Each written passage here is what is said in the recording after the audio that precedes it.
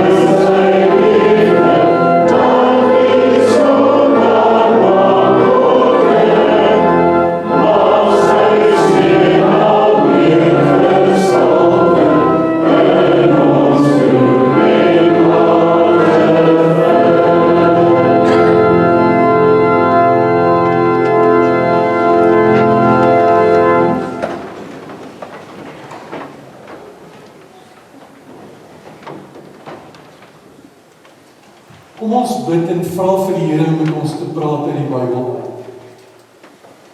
Here Jesus, baie dankie vir die voorreg dat ons op hierdie koel oggend hier by mekaar kan wees, dat ons met U kan praat met die verwagting dat U deur die woord en die Gees by ons sal wees. Here, U ken ons elkeen, U weet wat ons omstandighede is, U weet wat ons ingesteldheid is. En ons kom so na U toe, en U weet dat U God almagtig is. dat U ons toekoms sien, dat U ons verlede ken, en dat U nou op hierdie oomblik by ons is. Ons bid dat U deur die Gees en die Woord met ons sal wees, en dit lewe sal gee, dit lewe in ons sal gee, sodat U naam verheerlik sal wees deur ons reaksie daarop. En ons U sal beleef as Here by ons. Praat Here, U kinders luister. Amen. Ek wil hê ons moet na die bekende Psalm 23 toe blaai. Psalm 23.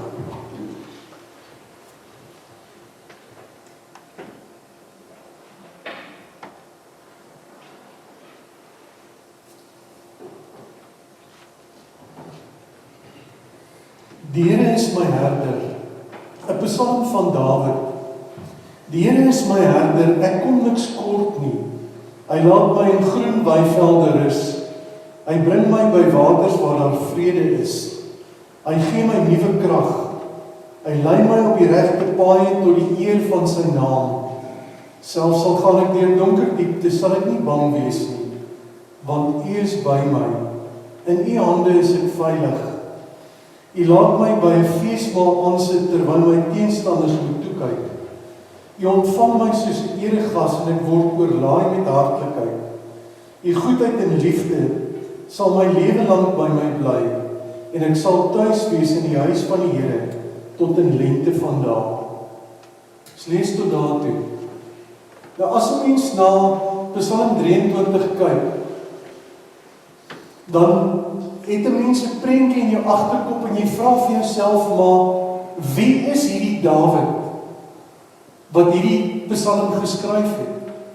Wat was sy omstandighede?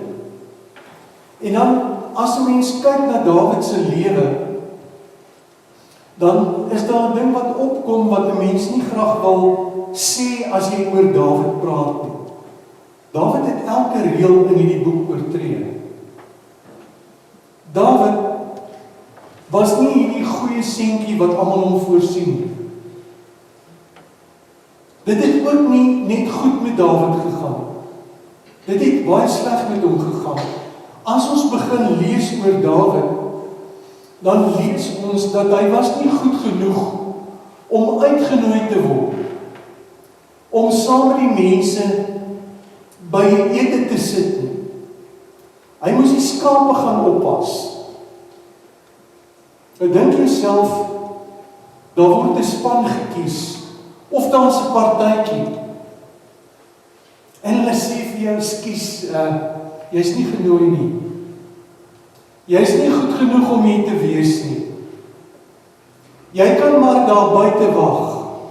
Hier's belangrike mense wat kom kuier, en jy pas nie in die prentjie." Dis Dawid. Die mense was so belangrik, daar gaan 'n koning aangewys word. Maar Dawid, ekskuus, ons wil nou nie lelik wees nie. Jy's nie in die prentjie nie. Gaan sit jy by die skape.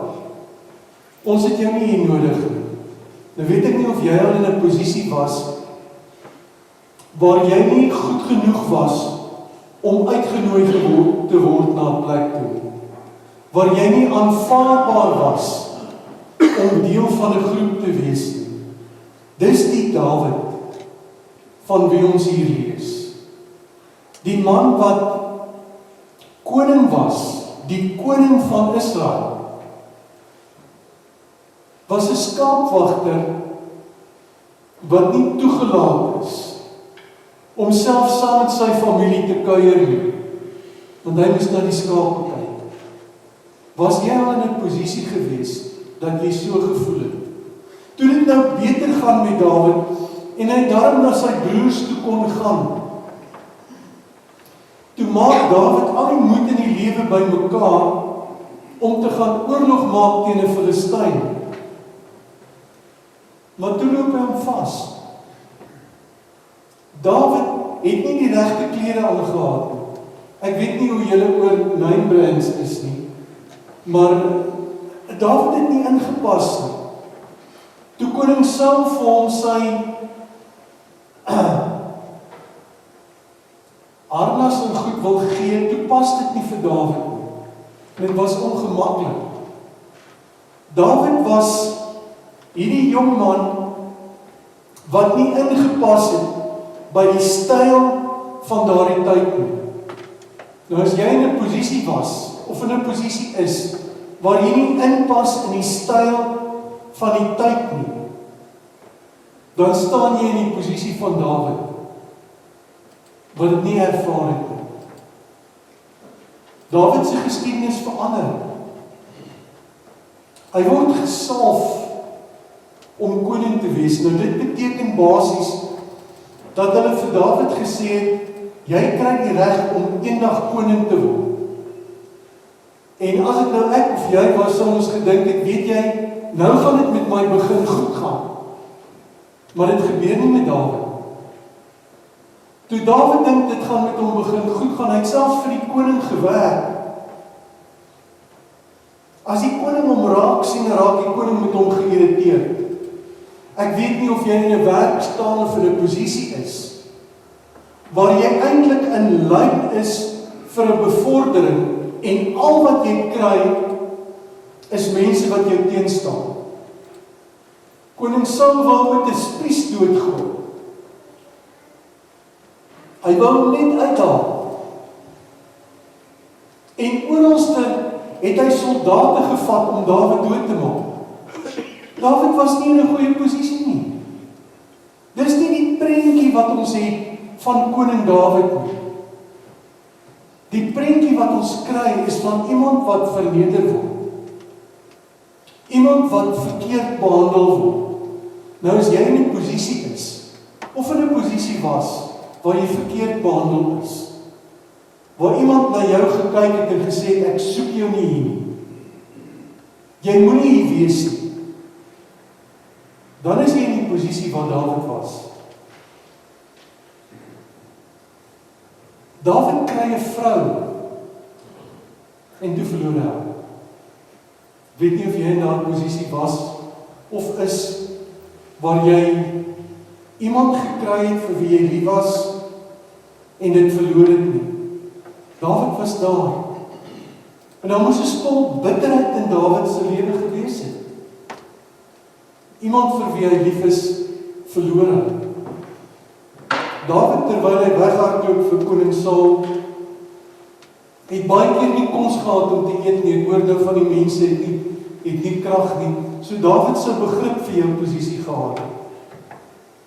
Dawid sou seker ook vir die Here kon vra, maar hoekom Here? Hoekom gebeur dit met my as ek u lievelingskind is? Hoekom gebeur hierdie goed met my? Dawid het by die kerk gaan bedel vir kos, want hy het nie kos gehad. Hy het niks gehad om hom mee te verdedig nie. Dit het met Dawid bitter sleg gegaan. Dawid, soos ek gesê het aan die begin, het al die reëls in die boek oortree. Hy het vir 'n ander vrou gekyk vir wie hy nie moes kyk nie. En daar's toe 'n kind gebore. En in plaas dat hierdie kind groot word, sterf hierdie kind. So Dawid staan by 'n plek waar hy 'n kind verloor. Dawid weet wat dit is om iemand naby hom te verloor. Toe Dawid se gesin nou verbeter, toe kyk hy nie mooi na sy kinders nie. Hy trek die een voor en hy stoot die ander een weg. Weet, ons moet ons kinders reg hanteer. As jy so spul kinders het soos ons het, is dit nogal moeilik, ek beloof jou. Jy sukkel om hulle reg te hanteer en hulle vertel vir mekaar dat hulle nie reg hanteer word. Dit gebeur met Dawid. Tot so 'n mate dat een van sy kinders heeltemal pad gee. Een van sy dogters word verkragt. Dawid het nie 'n maklike lewe gehad nie. Dit het met hom sleg gegaan. En toe kom een van sy kinders teen hom in opstand. Dan wil die koningskap by hom afvat. En hulle maak die kind dood. En vir die res van sy lewe sit Dawid met 'n gesin met hartseer. As jy hartseer in jou gesin ervaar, jy ervaar gebrokenheid, jy ervaar bitterheid, jy voel as ouer dat jy nie die regte goed altyd doen. Dan sê Dawid, kom sit by my, ek verstaan presies. Ek verstaan presies wat aan die gang is. Ek is daar. Ek verstaan dit. En dan lees ons Dawid word oud. Hy word so oud dat hy nie eers meer sy eie liggaamshitte kan behou nie. Hy kan nie homself warm, sy liggaam warm kry as hy gaan slaap.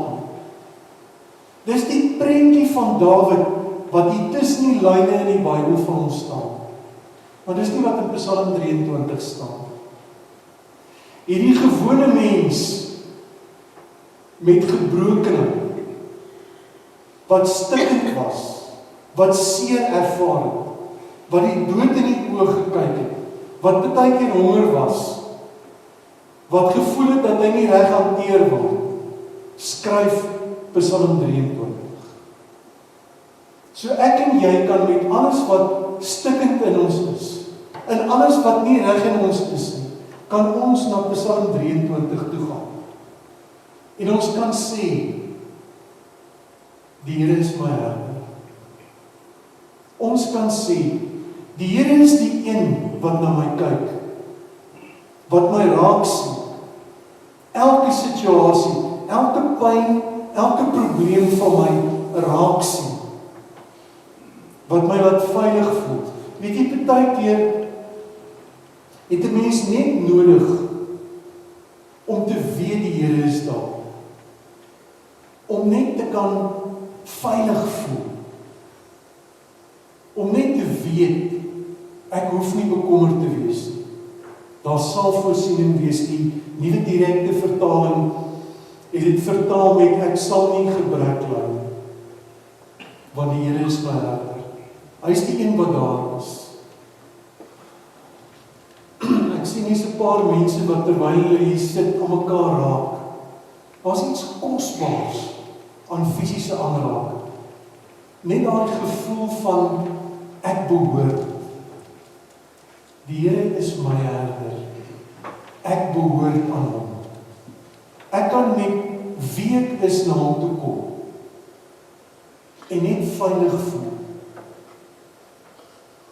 En dan sê hy 'n ander ding. Nou dit by die boere, ek is nooit 'n boer gewees nie, asseblief. Het ek by die boere 'n ding gehoor. Hy sê hier, hy laat my neerlê in groen weivelde. Nou ek weet nie of jy dit weet nie, ek het dit nie geweet nie. Maar 'n bees is 'n interessante ding.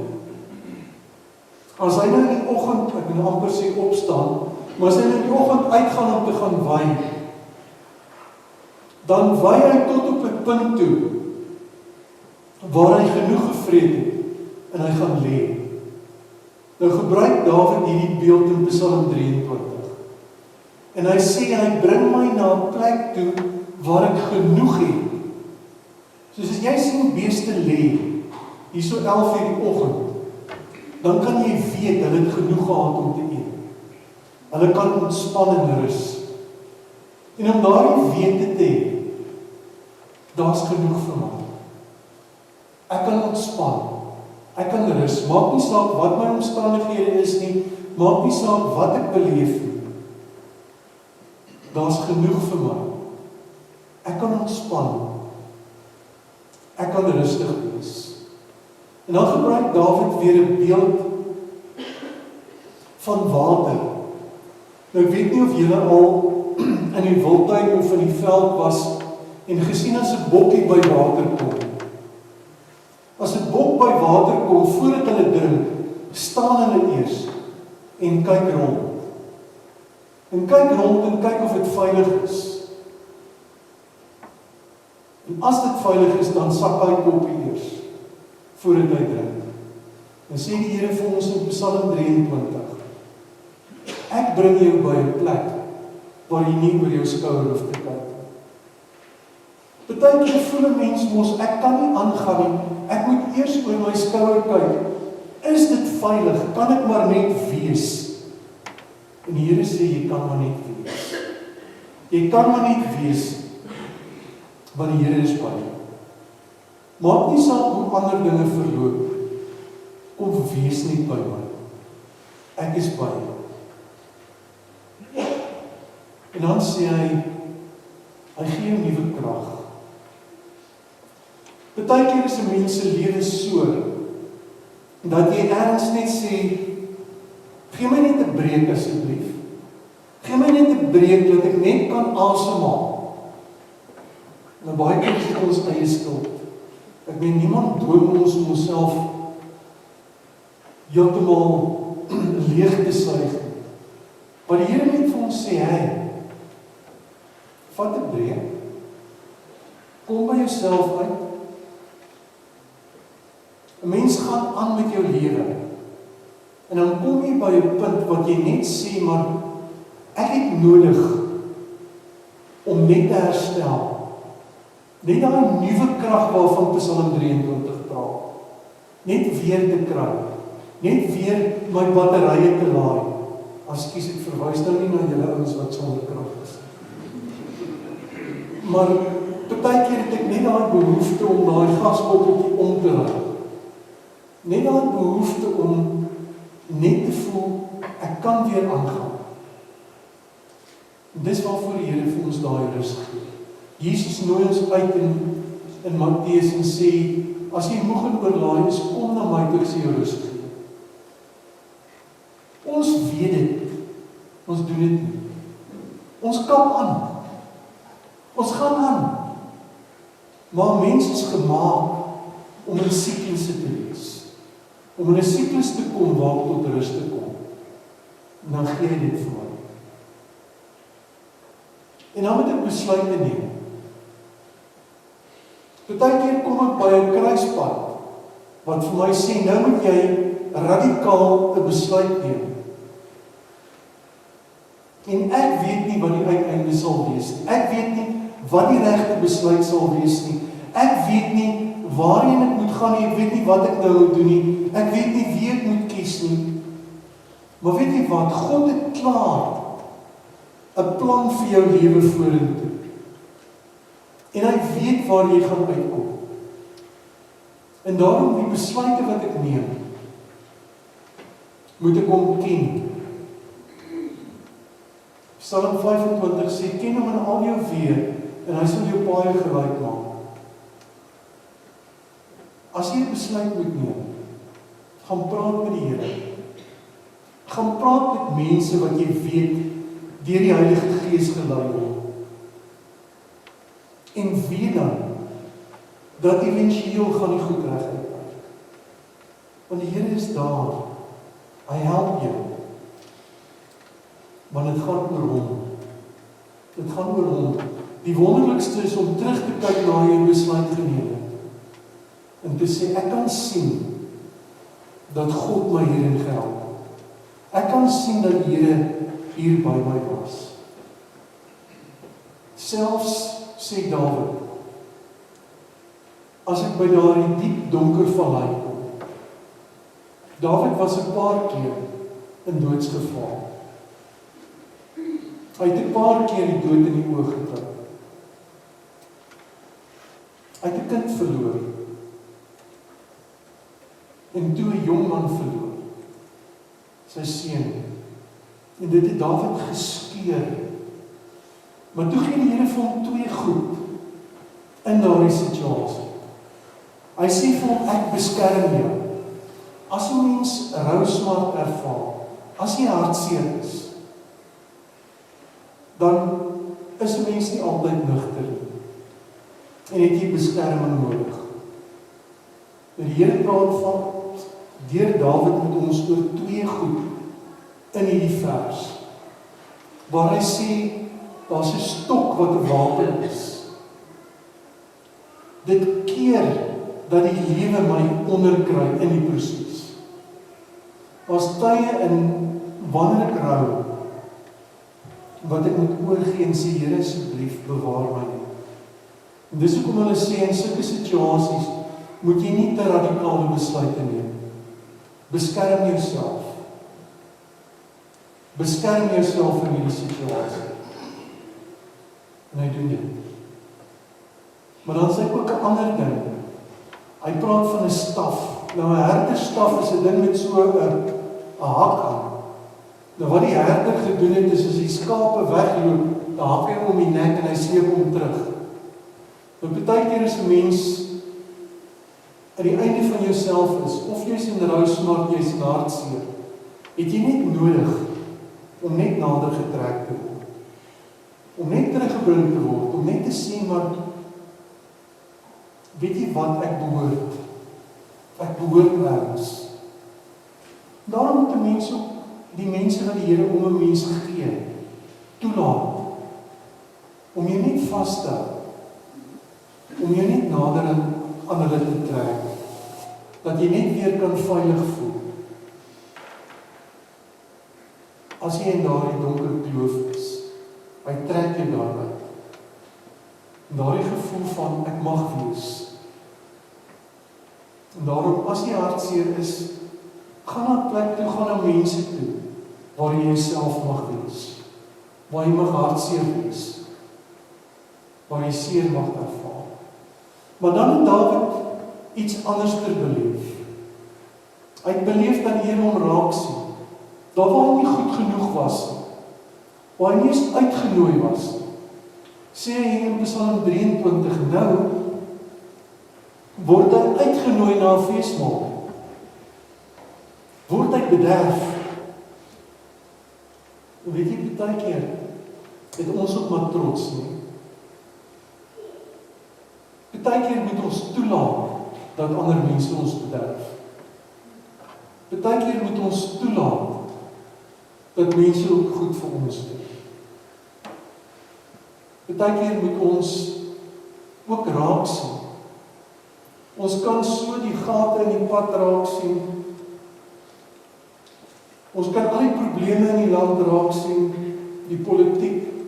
Die Springbokke het nou wel gewen, maar het ook nie oordentlik gespeel nie. Ons sien al die skaduweekante, al die negatiewe. Baie keer moet 'n mens net gaan sit en bietjie somme maak en dankie sê. En besef dat jy eintlik bevoorreg is. Dawid was nie goed genoeg nie. En toe stop Samuel alles en hy gaan haal hom en hy sê maar, ons gaan nie verder as Dawid nie by is. En hier lig hulle Dawid op en hy is die eregas.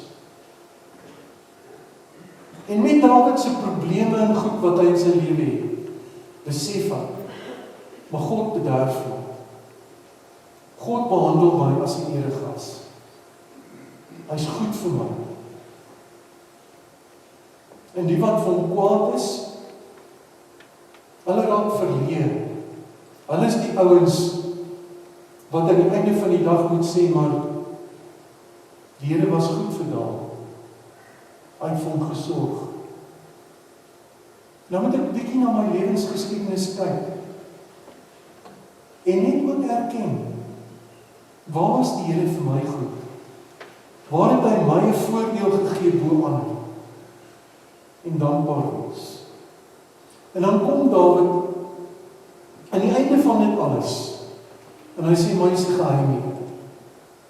En die geheim is om elke dag die Here op te soek. Om tyd te maak vir hom. Wanneer jy tyd maak vir hom,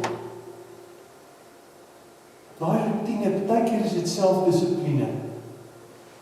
Tyd te maak vir hom. Elke dag om by hom uit te kom. En dan weet hy, dit sal met hom goed gaan. En hy sal die guns van die Here ervaar. Hy sal beleef dat God hom help in elke situasie. Kom ons doen dit. Kom ons kyk na Psalm 23 en ons sê, maar as dit vir Dawid kon gewerk het, die God van Dawid is ook ons God. Hy is ook my herder. Hy kyk ook na my en ek kan by hom veilig voel. Elke dag, elke oomblik kan skryf. En ek kan sy seën ervaar. Kom ons bid saam, gee net oor aan Here. Here Jesus, U ken my lewe. U ken elkeen van ons se lewens. U ken ons pyne. U weet watter goed ons pla. U weet waarmee ons sukkel. Here, vergewe ons as ons so ingestel is op die negatiewe, dat ons nie die son sien, dat ons nie die positiewe raak sien. Kom help ons om op 'n ander manier te dink deur die Heilige Gees. Stimuleer ons met die positiewe. En gee ons wat ons nodig is. Here, of dit krag is waar daar nie krag is nie, of dit geleenthede is waar daar nie geleenthede is nie, of dit net energie is om aan te gaan, of net 'n rustigheid, of selfs warmte, Here. Ons bid vir hulle wat hartseer is. Ons bid vir hulle wat siek is. U is God wat genees. U is God wat vrede gee. Bid vir die bazaar wat voor lê, Here, dat U sal seën, dat dit 'n wonderlike kuiergeleentheid sal wees. Maar dat mense sal opdaag, dat daar genoeg produkte sal wees, dat die reëlings reg sal verloop, dat ons na die tyd sal terugkyk en sal sê dat God met ons was en ons geseën het. Bid U seën oor hierdie gemeente, Here. U hou hierdie kerk in stand. Seën hulle in elke opsig en laat hulle beleef dat U regtig is, dat U regtig by hulle is. Ons vra dit in die naam van Jesus Christus ons Here. Amen. Daar is geleentheid vir die vergadering.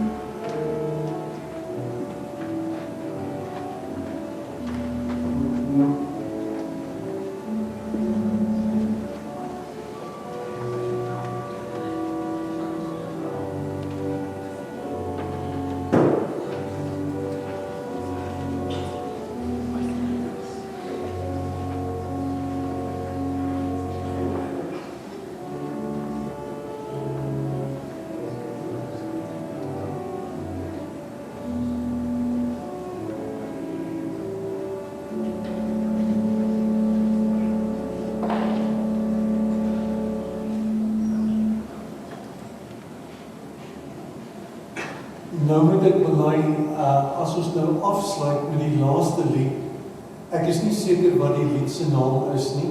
Ek het gevra dat dit iets moet wees soos die geloofsbelijdenis. So, verskoon as ek nou nie presies weet wat dit is nie. So, kom ons staan op en ons sing, ons glo nie alleen, saamgebring deur die woord, versamel deur die Gees, beskerm en versorg. Baie dankie vir die keuse. Dis pragtig.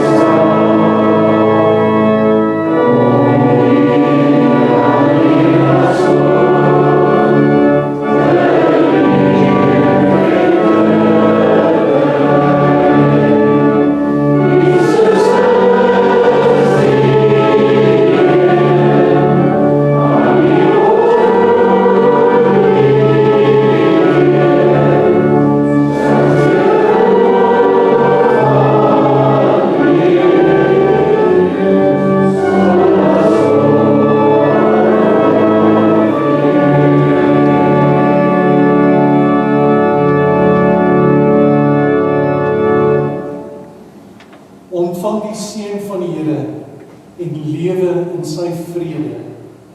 Die Here sal julle seën en julle beskerm. Die Here sal tot julle redding verskyn en julle genadig wees. Die Here sal julle gebede verhoor en aan julle sy vrede gee. Amen. Laat dit so wees, Here. Amen. Laat dit so wees, Here. Amen. Heer, laat ons leef soos U leef, Here. Amen. Laat dit so wees, Here.